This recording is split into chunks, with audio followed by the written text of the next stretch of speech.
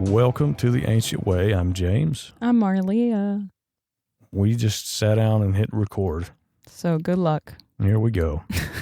I was going to say, I found this video. It just popped up while I was driving last night.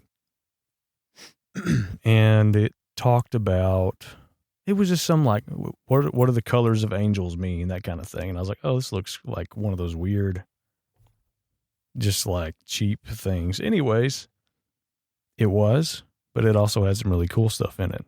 Because right before I got in my car, found 2 pennies on the ground. And I'm to the point now where anything I see, I'm like, I'll take note of that. I'll take note of that. This little Uno card that I had this morning. But he doesn't even go into colors starting off. He goes into, there may be angels around you or you're on the right path if you experience coins on the ground. If you experience, what was the other one? Numbers, aligning numbers such as 1010 or 1111. And it was this like foreign dude saying it sounded like a cheap video, but I was like, it's something to it. I think that is what that is. It's alignment, if anything. Which is what it's always spoken to me. But it was cool to hear it from other people. And then and I don't know where he gets this stuff from, but he went into Blue Angels, what the color of Blue Angels represents. And it was like militant, warring angels. And I was like, it's kind of accurate. Wow. What other colors did he talk about? They had all the other ones, but and then I'm like, where is this guy getting these from? They had like pink, yellow, green. What'd they say purple. about pink? I don't remember. I'm curious. If I find the video again, I'll send it to you. Bexley has been talking for several days about pink angels. Has she really? Yeah. She calls them her pink ghost friends. That's what she calls them. Oh, interesting. Okay. I remember it was good. It wasn't anything like. I'm just curious what they say. No, it was a good thing. She'll actually like point to them and she's like, pink ghost friend over there. Interesting. Yeah, they'll pop in and out. Yeah. It's so funny. She like will lock in. Yeah. And then 5 seconds later she's out. But yeah, you can tell like what she's saying is like, okay, that is literally from the Lord. Yeah. And then she's like, there's a spider. But no, every time she talks about her pink ghost friend, it's always in context of when she's afraid. She'll be talking about something that she's afraid of. And then she'll say, but the pink angel. Or the pink ghost friend is what she says. That could have been what they were. It could have been safety, security. I don't know that, but that sounds about right. That's weird. That's why I was curious. Yeah, I'll send you that video. Okay. It's last night. I listened to it and I'm like, this looks stupid. Listen to it because the picture they had on it looked like some cheap clickbait. Yes, but I did. I'm like, let's see what they say about the blue ones. Got them. And it was kind of accurate. They even went into like the archangels, who's over what, and I'm like, I don't know where they're pulling this from, but it's interesting. I've been reading just different things. The legends of the Jews that Derek Truth Seeker talked about. He was in my notes. That one's pretty interesting. There's just all that stuff out there that's really interesting to me. Oh yeah. I'm like torn between I'm fascinated by what people have written before, but then I'm also pulled into like the new frontier of what hasn't been discovered yet through connection. Yeah. And then like writing is another thing, which I guess we could announce that, a little bit of that. Yeah, if you want to. In the near future, we're going to write some books.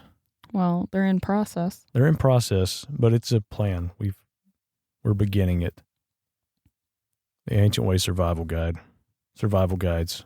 Survival Guide. Or we'll cover some. Explore the topics. Explore some topics, yeah. And writing helps you to, I know on here we go deep into things and we open up stuff. I think writing, if you really are patient and, really let everything out on there, probably go even deeper depths through writing than on a long form, talk show. Yeah, I definitely think it's for, like, it helps us. It helps us develop things a lot more. Yeah. So maybe it's more James and Marlea's survival guides. Could be, but we'll share it with everybody. Yeah. Here's mine so far that I've written. Oh, that's awesome. Guys, I wish y'all could be looking at this. It's a lot. It is. It's been healthy for me, though. Yo, speaking of healthy, yeah, I was going to tell you about. I don't feel healthy right now, but sorry. No, you're good. My voice is.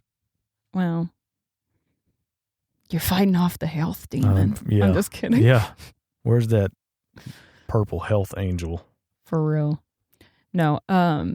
Yesterday, we had a guy that came in and did a breath work. Oh, yeah. 9D experience, if you will, is what he calls it.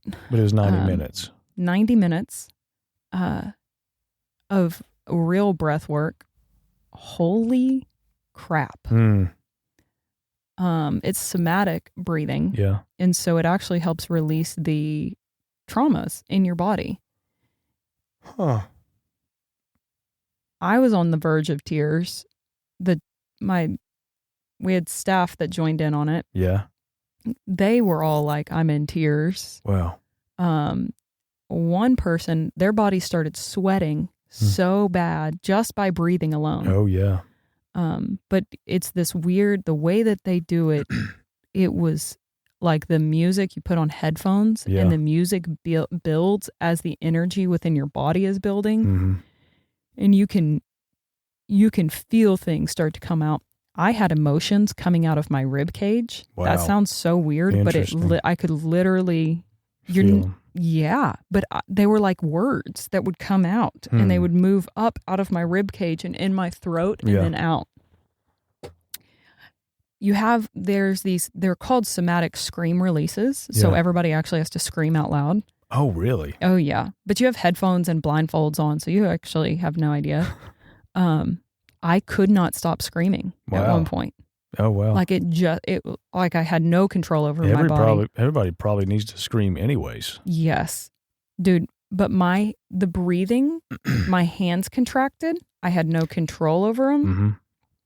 I couldn't even open them. Which I guess that's like a normal thing. Like when they cramp up and just kind of roll like that. Uh-huh. Yeah. Yeah, my hands did that. My legs did that. It was crazy. It was but it was such a release. And there was a portion, I thought it was sweet. We went through a forgiveness portion. Oh, good. In which he was like, you go into, basically go into any memory that you feel pain or anything. And he walked through during the breath of pulling that energy and releasing forgiveness over this person. Is it like attaching that feeling to your breath and then letting it go? Is that what it's like? I can't even begin to fully explain it. No, you don't even know you're breathing. Okay. It's weird. Okay. I was so detached out of my body, but fully in my body. Yeah, yeah. But what was the end result for you? Well, what I thought was interesting is in that forgiveness space, I felt clear. I felt so this was a deal. I felt expanded. I didn't feel like I was releasing forgiveness over somebody. Yeah. I felt like I was being unlocked, like my wings were no longer tied back. Oh, interesting. It was like an expansion that I felt. So that was a whole thing. Because normally my conscious mind would be like, there's clearly something I need to forgive, but I was like, no, there's not even anything there. You're good. It's like, just receive the reality that you're free. Yeah. But he went into the freedom thing. And there was one thing that he said, though, that I thought was brilliant. And this was after I saw this emotion come up out of my left rib cage, actually. Yeah. He said, pain in life is inevitable, but suffering is optional. Ooh. Oh, wow. And I thought, yeah, that's brilliant. Everybody in life is going to have pain. Mm-hmm. You're going to experience hurt. You're going to experience loss. You're going to experience this emotion of pain. Mm-hmm. And it's not about the emotion of pain. Yeah. It's that we've attached the suffering into boils that down pain. to what do you do with it? Yes. And do you know how to let it go? Yep. Because the whole thing was like, that's cool. In this breath work, people are letting go of things that they have attached suffering into that pain for years and have never been able to release. And so they've stuffed it inside their body. That's exactly what I'm writing. That's what I wrote in here. Seriously? In this forgiveness thing. Yeah. Let me show you. Oh, that's hysterical. That's what I wrote. And I was laying out an example of how the problem is we don't know that it's a choice what we do with pain and experience. Mm-hmm. That's exactly what I'm writing. That's so funny. Yeah. I need to find it. But that's what it is. I even listed it out as like a conveyor belt. Here's what I put. We're born into this world. As we grow, we're met with what the world and its inhabitants has to offer. It's a conveyor belt of first-time experiences, reactions, responses, and emotions from these experiences. And that we associate things with things, right? Mm-hmm. Yeah, but that's what I put. So we experience, we feel, and then we decide. Things happen, we're touched by it. And then we are faced with a question like, what do I do? What do we do now? Do we run? Do we hide? Do we fight? Like, what do you do? Which I guess suffering is the victim thing. Yeah. It'd have to be. But I think in that response, right? I think fight, flight, or freeze. Yeah. Those are normal responses. Those are healthy responses. Yeah. It's what do you do when you're in the midst of that? Yeah. Yeah, the choice. Mm-hmm. That's like the valley of choice. That's what we don't know. We have. Yeah. Yeah. Well, because most people think the fight, flight, or freeze is bad. Yeah. And so then we're trying to rationalize, well, I shouldn't be in fight or I shouldn't be in flight. And it's like, nope, accept that you're in that. Yeah. And then what choice are we moving through this with? Yeah. That is all. Yeah. Yeah. Well, people don't know you. You don't know you have a choice, period. It's like, it's like I am a victim of this thing. Yeah. And I have no control over what just happened. I've been wronged. Yeah. You know? I love that Dr. Joe Dispenza really gets into that about the victim mentality and how when you put blame on something else or someone else, you actually are giving them control over you. Yeah. And so if you feel like you're being controlled, it's because you are, but only by yourself. Because you're letting it. Yeah. Yeah, that's interesting. But it's because you have... I think that's where, I got into a long conversation about like, okay, what are boundaries really? It's like boundaries are just what's okay and not okay for you. To put a boundary up about somebody else's behavior is to like to control them. Yeah. Like that is still you living victim to somebody else. It's like, the power that we have is miraculous. Yeah. I think that's the secret. Yeah. Like the secret, I'm going to circle back to that because I felt like that was such a beautiful piece of what I believe is the ancient way, like a survival guide. Yeah. Is that Philippians 4, that Paul said, like, I know the secret of what it is to be in abundance and to be in need. Like, I've known the secret of facing plenty. Yeah. And being in need. Yeah. Yeah. And then it's that verse that we have overused, but it says, of course I'd forget it. Philippians 4:13. I can do all things through Christ who strengthens me. And it's like, he's talking about the secret of living is actually living by the strength of the Lord to where you're not a victim to anything. Yeah. That you actually are standing. It's knowing him in the midst of it. Yeah. It's being with him in the midst of it, knowing that you're not a victim to anything that's happening. You're not subject. You're not subject to anything. Yeah. Even if somebody's making a choice about something, that choice doesn't actually affect you unless you make it. Right. Yeah. It's like, I don't know. Yeah, that's an untapped well, I think, humanity-wide. A lot of people haven't tapped into that. Yeah. Fully. I haven't. I'm like, there's something there. There's more there, a lot more. To the power we have. That was one of the things during the breath work that I just kept feeling over and over was like, you're powerful. You're powerful. You're powerful. Like, remember how powerful you are. Yeah. Like you don't have to take the bait of anything. Mm-hmm.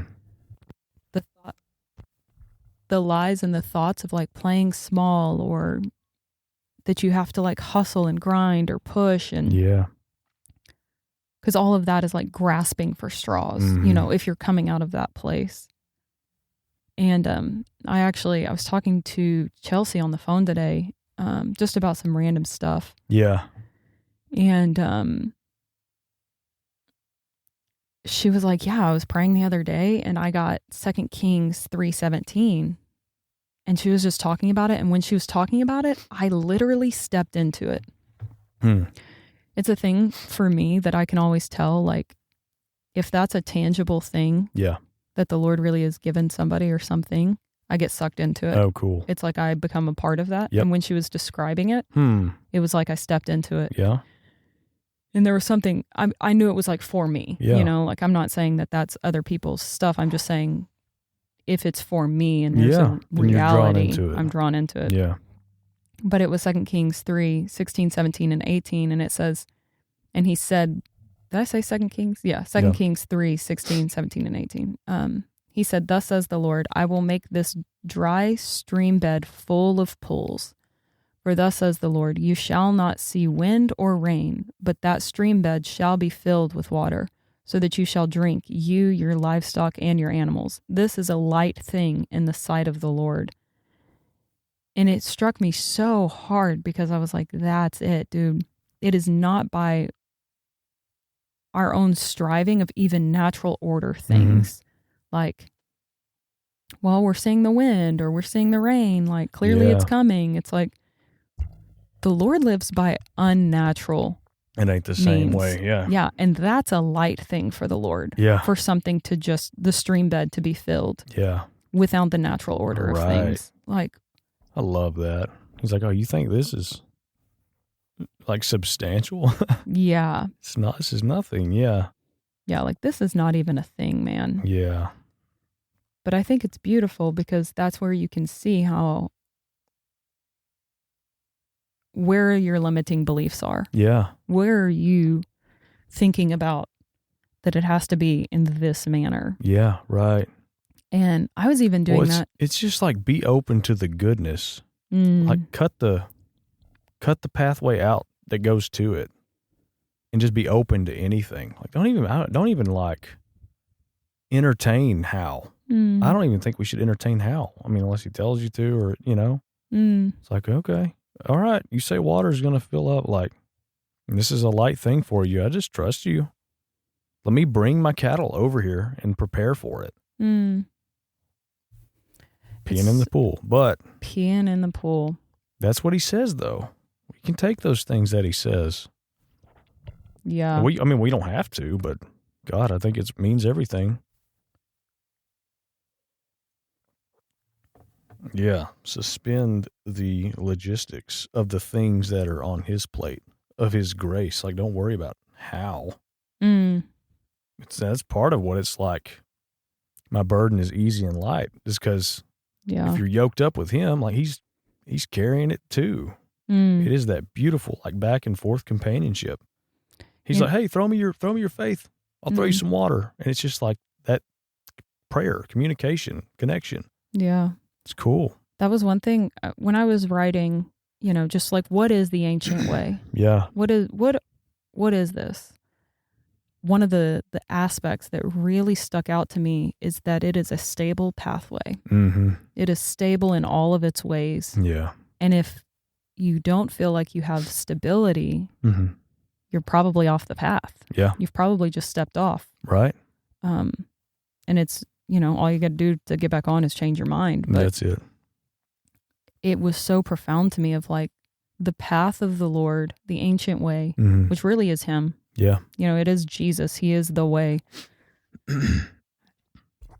I love what did Derek say about the way? Do you remember? I thought it was beautiful. Oh, about like that's originally what it was called? Yeah. Was the way? But he said something about, because he said most people refer to it as the way. Yeah. it was in reference basically that Jesus was saying, I am the path. Yeah. I am. That's right. Like my person itself. Yeah.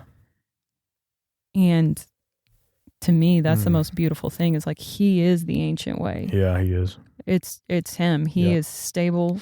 And if you don't feel stable, there's an aspect of him that you don't believe, that you haven't adapted, that you haven't let yourself surrender into that space. But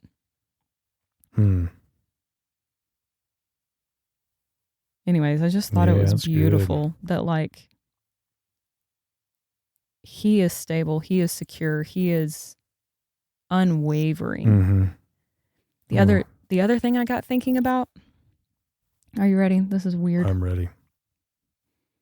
You know how we're always like, not we, the church, like it's everlasting life.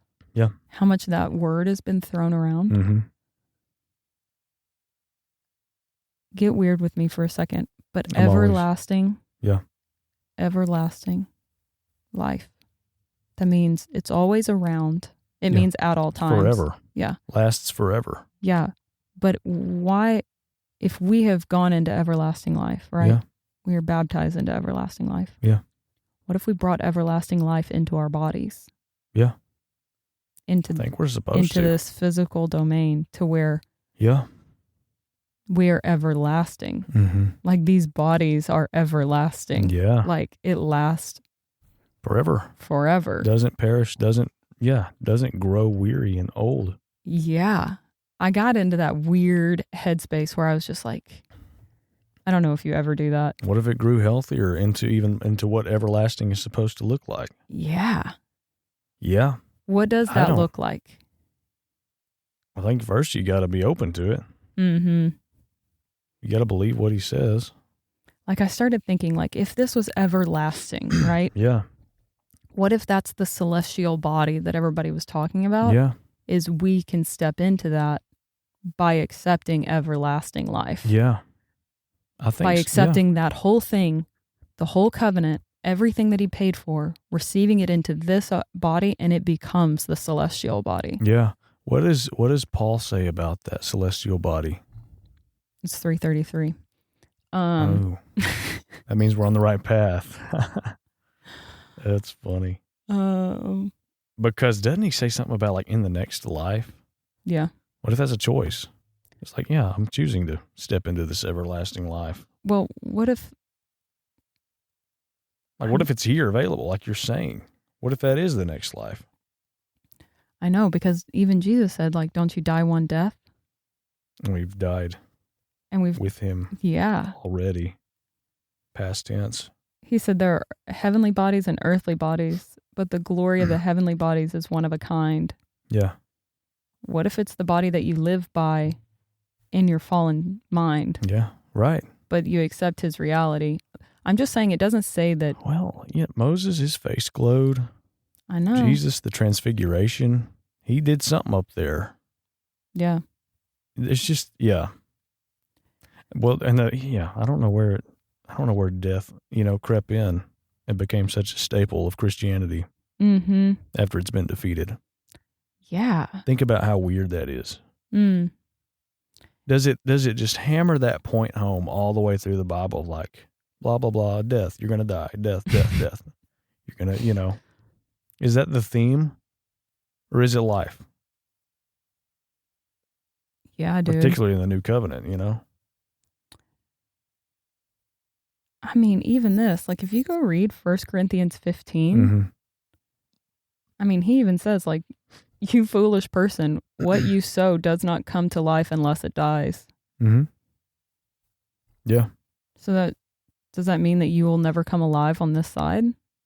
That doesn't seem consistent with what the Lord preached. Right. It says, but God gives it a body as he has chosen, each to its kind of seed, its own body. Yeah. That's interesting. But we've died with Christ. It's just like stepping into it, into the realization and the understanding of it. Yeah, it says, so it is with the resurrection of the dead. What is sown is perishable. Yeah. But what is raised is imperishable. What is sown in dishonor is raised in glory. Well, it sounds like we already did that, though. Mm-hmm. Well, I wrote about that too. That exchange. It's the new covenant thing is like my spirit's in you. And one of my favorite things in the entire universe is like he's opened the door for like us to wield his faith, his heart, his mind. I think when you the perishable, what you sow is like, here, take this. Yeah. Take the old man. Give me the imperishable, which is him. Bro, it even says, and this is like, and thus it's written, the first man, Adam, became a living being. The last Adam became a life-giving spirit. Yeah. But it is not the spiritual that is first, but the natural, and then the spiritual. Yeah. It was like, well, yeah, because that was the order of Adam came, and it was the natural, and then Jesus restored the whole deal. What if this wasn't about a futuristic thing? What if this was actually about something that he accomplished? Because you have to look at everything in the Bible through the lens of Jesus and what he's accomplished. So reading 1 Corinthians 15 through the lens of what he's already accomplished, it seems to be consistent with what the Bible was actually about. Right. But yeah. Anyways, this last part, this gets me. It says, just as we've been born the image of a man of dust, let us also bear the image of the man of heaven. Yeah, that's it. Yeah. I've just had a lot of people like argue with me about all that stuff. Not argue. I don't argue about people anymore. What are their comebacks, rebuttals? This is funny.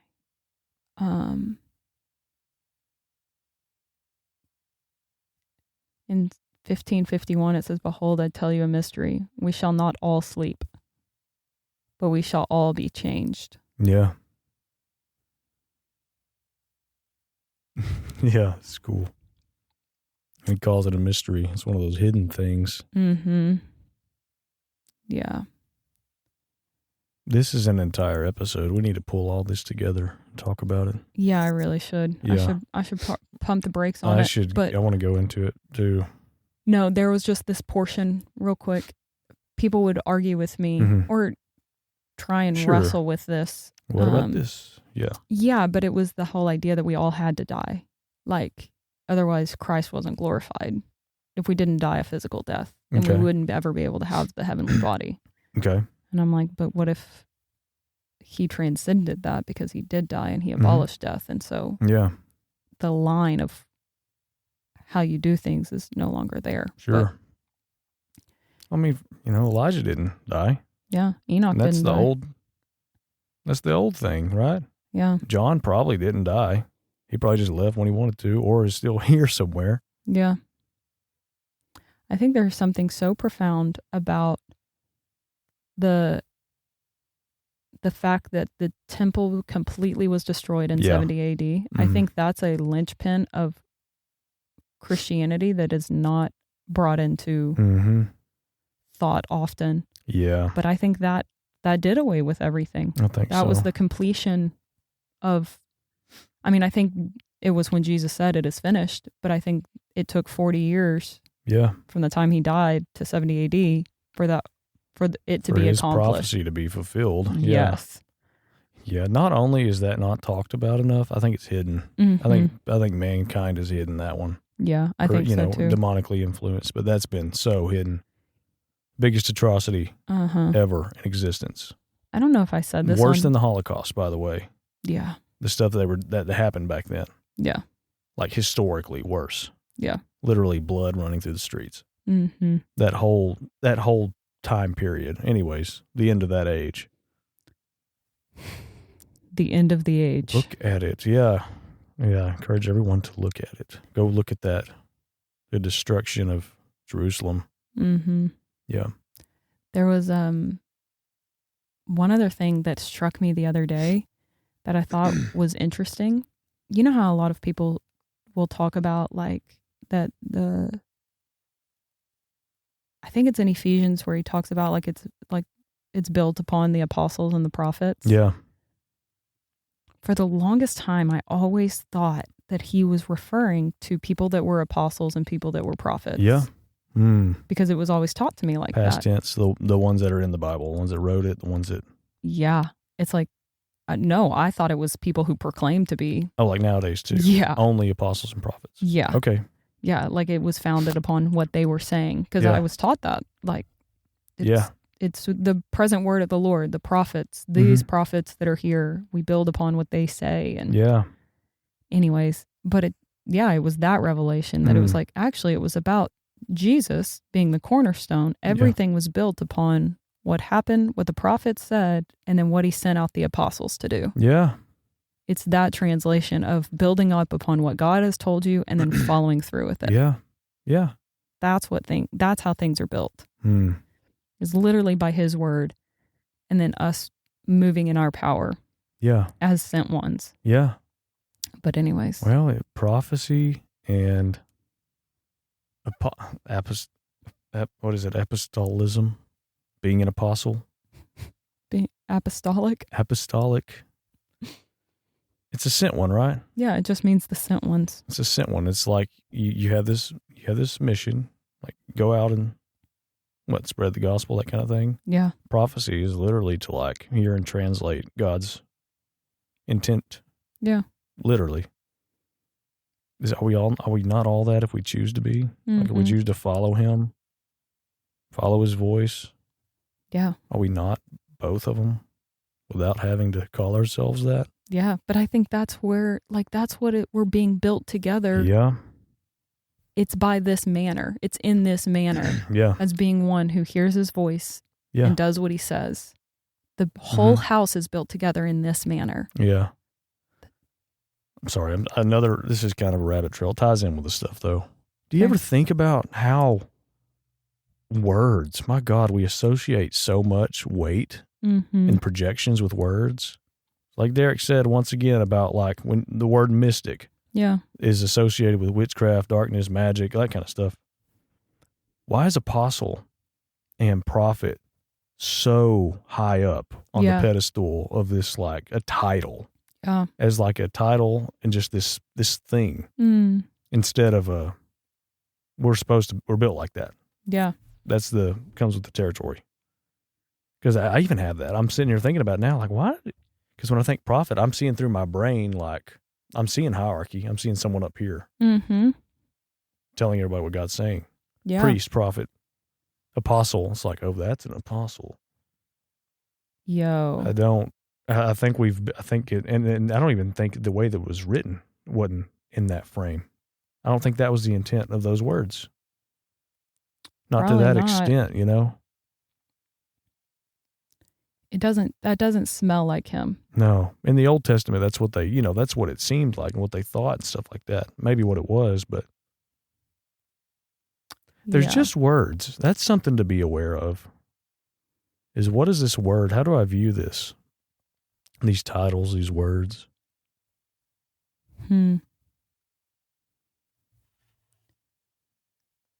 It's kind of brilliant though.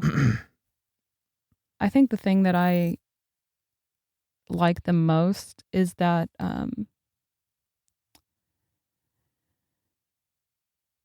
it forces you to go into a different word. It teaches you to go in and be like, okay, well, what does that actually mean? Yeah. What is that actually saying to me?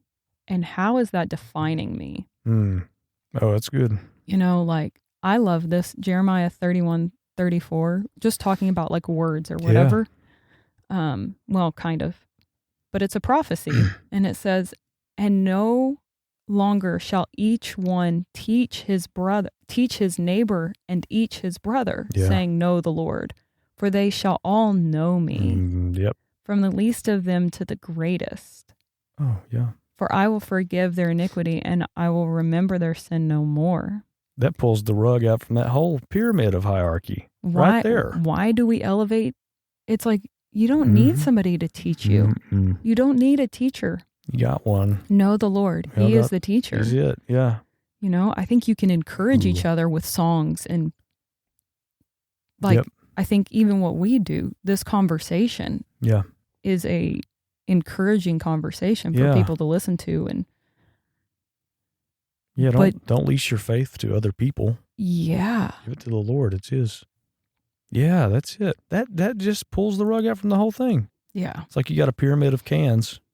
There they go. That's what that did. Bye, Felicia. Yeah. I just think it's so beautiful. That's good. That we're with him. Yeah. If we would just believe that he can teach us. Yeah. Yeah. That's it. Good. Well, let the Lord go teach you something. That was good, yeah. Let go, let God. Oh my gosh.